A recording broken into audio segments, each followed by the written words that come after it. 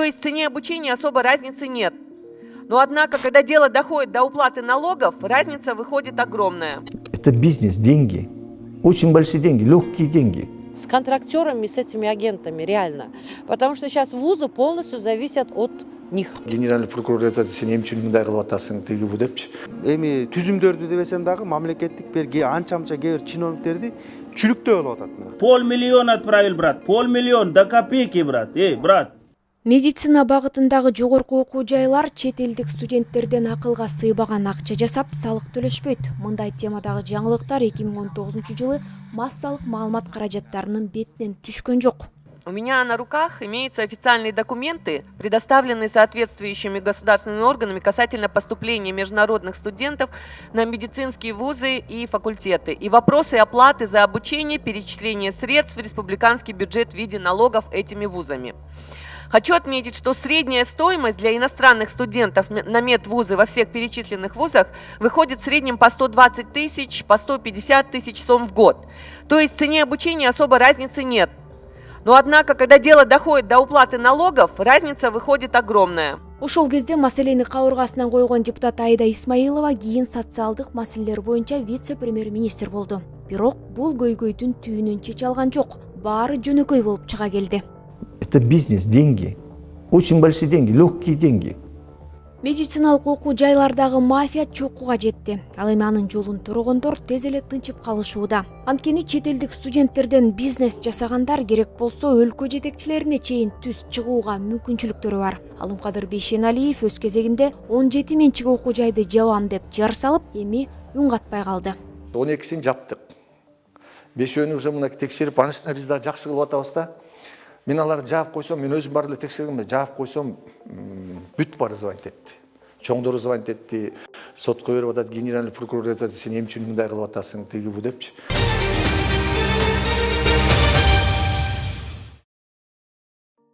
Башында Говоритово маалымат агенттиги медициналык окуу жайлар чын эле салык төлөйбү деген таризде иликтөө жүргүздү. Бирок кийин башка коррупциялык системанын бети ачылды. Чет элдик жарандар бул бизнесте миллиондогон акча табышат. Ал эми схемага мамлекеттик структуралар дагы аралашкан.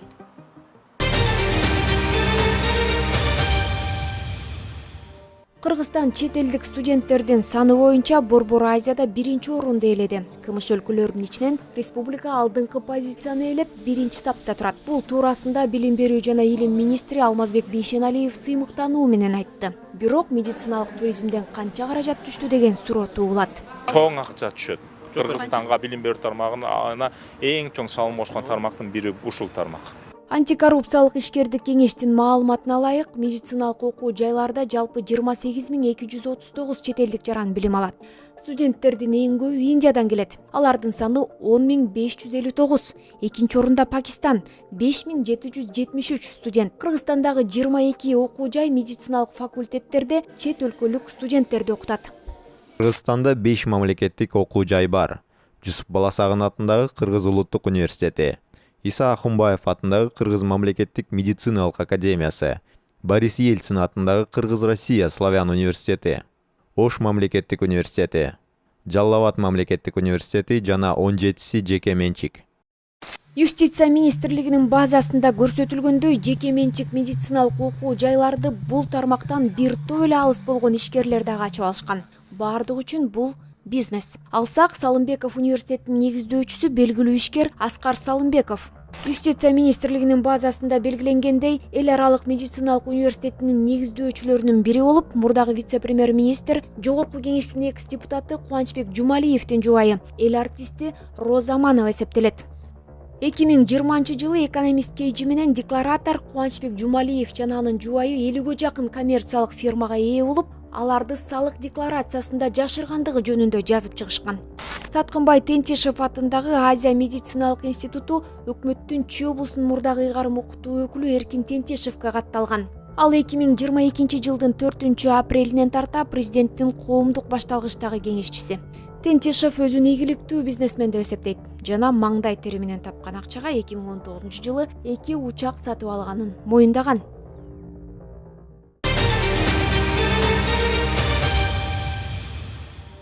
Чет элдик студенттердин өзү чоң акча. Келишим боюнча алар окуу акысын жылына 2 жолу 2 транш менен үзгүлтүксүз төлөшөт. Контракттан тышкары алардын өлкөдө чыгашасы да көп.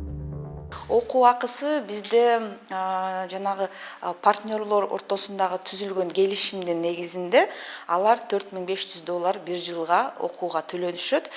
75% бул окуу жайга жүктөлөт дагы, 70% окуу жайга жанагы оплата за обучение да, а 30% бул агенттерге.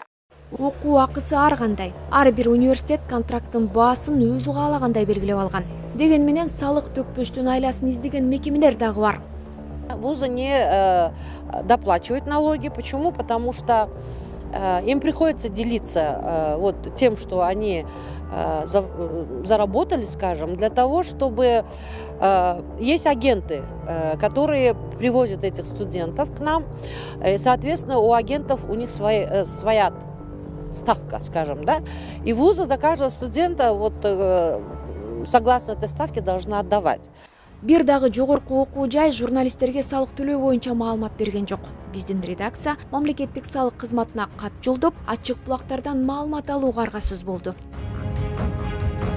Акыркы 3 жыл аралыгында көптөгөн жеке менчик университеттер 2019 жылы парламентте кирешелери жарыялангандан кийин кайсы бир деңгээлде салыктарды төлөй баштаган. Эң кызыгы, салык кызматынын бизге берген маалыматтары менен ОСУ KG сайтындагы салык төлөө боюнча маалыматтар бири-бирине дал келбейт. Мисалы, Акунбаев атындагы Кыргыз мамлекеттик медициналык академиясы боюнча мамлекеттик салык кызматынын биринчи жообуна ылайык окуу жайга салык жеңилдиктери каралгандыктан эч нерсе төлөбөгөндүгү белгиленген. Бирок аталган университет салык төлөп турганы билинди.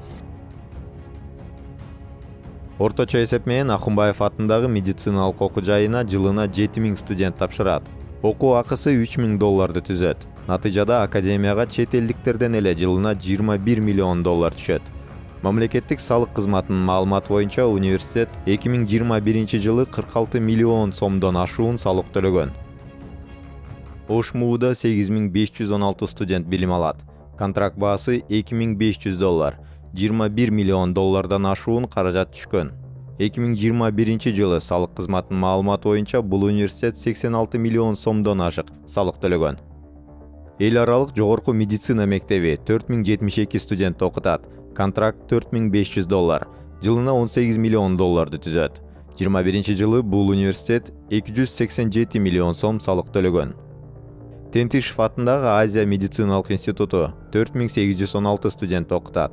Контракт $2500, жалпы кирешеси $12 миллион. Бул университет 2021 жылы 50 миллион сом салык төлөгөн. Эл аралык медициналык университетте 1807 студент. Окуу жайдын ректорунун айтымында контракттын баасы $1650 болсо, жалпысынан университетке $3 миллион түшкөн. 2021 жылы аталган окуу жай 38 миллион сом салык төлөгөн. Биз берген маалыматтар боюнча жождор өздөрүнүн салык отчетторун көзөмөлдөй баштаган сет. Бирок алар киреше менен салыкты бирдей эсептейби? Президенттин алдындагы антикоррупциялык ишкердик кеңештин маалыматына караганда көптөгөн жаңы университеттер жеке агенттерге көз каранды. Университеттер кирешесинин көпчүлүк бөлүгүн контрактерлорго беришет. Билим берүү системасы, лицензиялоо жана аккредитациялоо, паспорттук визалык кызматтар алардын толук коррупциялык таасири астында экендиги антикоррупциялык ишкердик кеңештин отчетунда айтылат. На сегодняшний день это реально идет самотеком, да? То есть это вопрос государственной важности, и его надо решать уже комплексно на государственном уровне с контрактерами, с этими агентами, реально. Потому что сейчас вузы полностью зависят от них.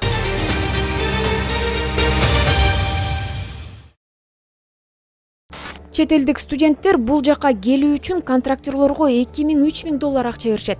Вуз болсо эле ушул контрагын алып дагы жеп жатат дейт. Жок. Муну биз бизнестин тили менен же көзү менен караганда бир студент, муну мен эмес, Темир Аргенбаевич премьер-министр болуп жүргөндө нарындагы Агакан университетине барып жолугушуу кылганда ошол жерде айткан. Бир келген студент орто эсеп менен $8–10 миң бир жылда Кыргызстанга таштайт. Ошонун $1,5–2 миң университеттики айлык акы башкага кетип атат. Калганы каерде? Ар бир медициналык окуу жайда, факультетте Пакистандан же Индиядан келген чет элдик контрактерлор бар. Алар чет өлкөлүк студенттерди Кыргызстанга алып келе турган рекрутинг компанияларды жетектейт. I paid around 2 lakhs to my consultant for all this procedure and for my flight tickets, my books, everything was included in that. Медициналык академия ортомчу компаниялар менен иштей баштаган биринчи университет. Я вот сейчас не помню, где-то 15-18 компаний подали тогда. Мы тогда отобрали 5. 5, по-моему, компаний, да. Они проработали год, но из этих 5 компаний мы, к сожалению, увидели, что многие либо сорвали свои обязательства, либо были проблемы. То есть начались проблемы у них со студентами, они там, в общем, разное такое было. И в итоге вот остался один контрактер, и на самом деле, оказывается, спрос лучше все-таки работать с одним контрактером. Контрактер потенциалдуу студентти табат, ага виза ачат, камсыздандырууну жөнгө салат, студенттерге юридикалык жактан көмөктөшөт, ата-энеси менен байланышып турат, түгүл аларды Кыргызстанда турак жай менен камсыз кылат. Алгачкы жылдары студент контрактер көрсөткөн жерде жашашы керек. Бул жаатта батир бизнеси түзүлгөн. У нас все студенты 1, 2, 3 курса, у нас записано это в договоре, они должны жить либо в общежитиях ОЖГУ, либо в хостелах, которые, значит, в частных хостелах, но которые действительно мы можем легче контролировать. Вот на самом деле на близлежащая территория нашего факультета, здесь очень много хостелов. Контрактерлор менен жождордун ич ара келишимдерине токтоло турган болсок, ал жыл сайын окуу жайды чет өлкөлүк студенттер менен камсыз кылышы керек. Айрым учурларда контрактерлор университет үчүн лабораторияларды, клиникалык базаларды, кампустарды жана жатаканаларды куруу милдетин алат. Ал ректор менен гана келишим түзөт. Ыңгайлуу да, туурабы?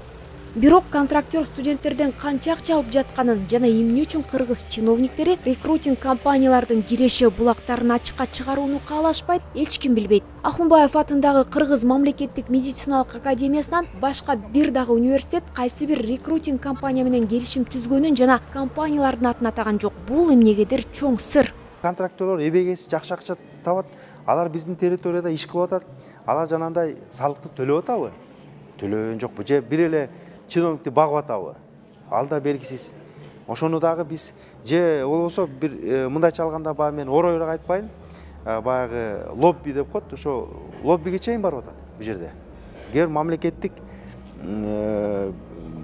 эми түзүмдөрдү дебесем дагы мамлекеттик бир анча-мынча кээ бир чиновниктерди чүлүктөө болуп атат. Мен кыргызча айтайын, чүлүктөп дегенди түшүнөсүздөр да? Чүлүктөө болуп атат да. Контрактерлор, сырттан келген контрактерлор чүлүктөө болгон. Аларды тейлеп качкан биздин чиновниктер. Мына ачык чындык деп коелучу. Коррупцияга каршы ишкердик кеңештин маалыматына ылайык, өлкө ЭЭПке киргенден кийин Кыргызстанга Япон унааларын алып кирүү менен алектенген пакистандык ишкерлер башка киреше булак табышкан. Алардын көбү бизнесин башка нукка буруу менен агенттин ишин колго алып, жаңы медвуздарды ача башташкан. Алар абитуриенттердин базалык билимдерин текшербей өлкөгө алып келишет. Жождор менен билим берүү министрлиги Индия менен Пакистандын элчиликтери аркылуу аларды текшеришпейт деле. Ушул 10 жыл, 15 жылдан кийин биз экөөбүз ооруп калсакчы. Кудай бергенде зат жасап жүргөн студентчи экөөбүздү лечение кылат. Могу жерим ооруп атат десе, жүрөгүң ооруп аткан турбайбы дейт да. Ушундайга уровеньге келип калдык да. Мурда унааларды алып кирүү менен алектенген ишкерлердин бири Назир Мухаммад Имран эми чоң бизнесменге айланып, Кыргызстанга $10 миллион ашык каражат инвестиция салганын Вечерний Бишкек редакциясына билдирген. Educational Advisor ЖЧКсы дал ошол Назир Мухаммад Имранга катталган. Ал Кыргызстанда алданып калганын айтып наразы болгону бар. Я являюсь гражданином Кыргызстана, более 20 лет работаю. Раскладываю много, $10 миллионов где-то сюда я инвестиция привлечь. Занимаюсь добросовестными, хорошими делами, помогаю экономике Кыргызской Республики, имею сертификат на это. Өлкөдө 20-дан ашык рекрутинг компаниялар ишмердүүлүгүн жүргүзөт. Ал эми жогорку окуу жайлар ортомчу компаниялардын студенттерди алып келгенине ыраазы болуп, талап деле коюшпайт. Алар кимдерди алып келишет, ар бир студенттен канча акча алышат, салык төлөшөбү? Слава богу, наш университет с этим не сталкивался, но я слышала, что у некоторых коллег были проблемы с тем, что студенты оплатили контрактеру, а контрактер потом исчез. Такие ситуации, к сожалению, тоже бывают, недобросовестных контрактеров тоже достаточно много. Саламаттык сактоо министри Алымкадыр Бейшеналиевге кысым көрсөтүлгөндөн кийин социалдык тармактарда УКМКнын өкүлү жана Абдуллиндин сүйлөшүүсү деген аудио жазуу тарады. Нет, я приеду, брат. Вот поэтому вы с шефом поговорите, брат, железно, пожалуйста. Меня четкий рез. Я тебе сам даю железное, вот. Ты мне весь гарантированно даю. Ты будешь работать. Брат, тигма также получилось. Потом Индира сказала, шеф вам сказал. Контрактердун УКМК менен кандай байланышы болушу мүмкүн?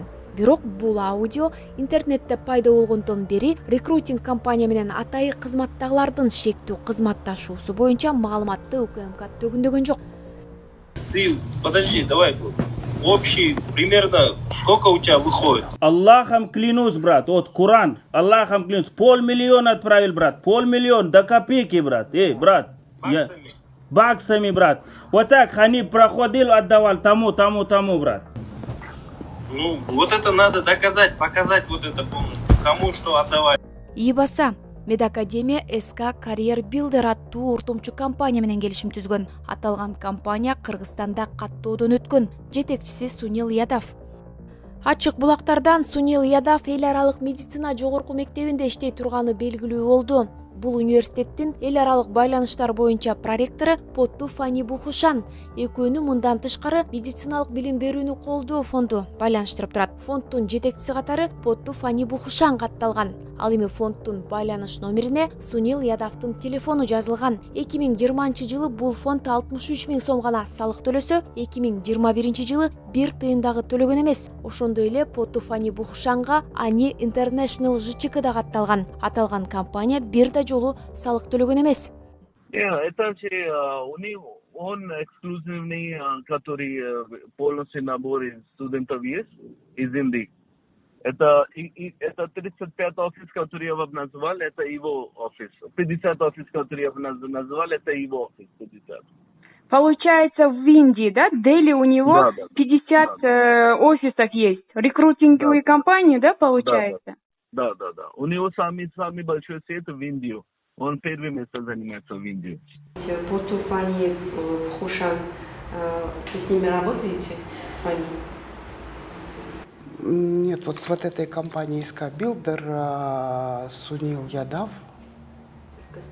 Медакадемия Индиядан студенттерди алып келген агент Потту Фани Бухушанды билбейбиз дегенине карабай, ал Сунил Ядав жана медициналык академиянын ректору Индира Кудайбергенова менен бирге иш-чарада болду. Алар Баткен шаарында Исахунбаев атындагы медициналык академиянын окуу жана дарылоо комплексин куруу үчүн капсула салууга катышты.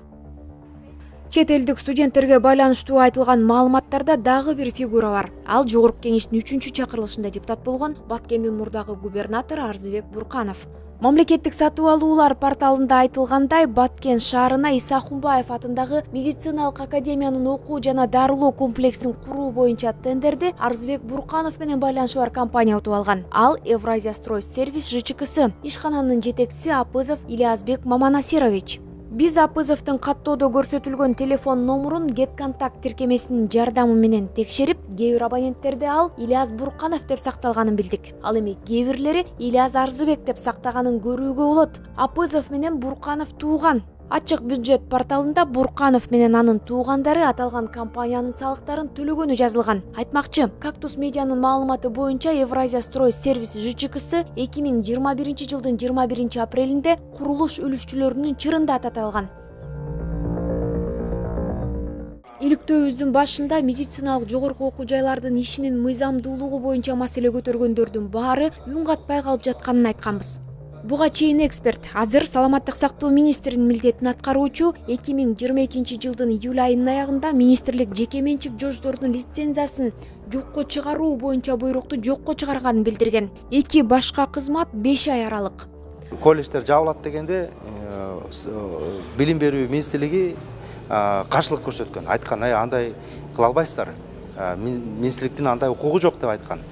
Бирок эми баягы мамлекеттик органдын ортосунда дагы баягы өзүнчө да бир байланыш бар да, анан унчукпай өздөрү калыбына келтирер дегендей ниетте калтырып койсо керек бул маселени. Эми ошол момент келди.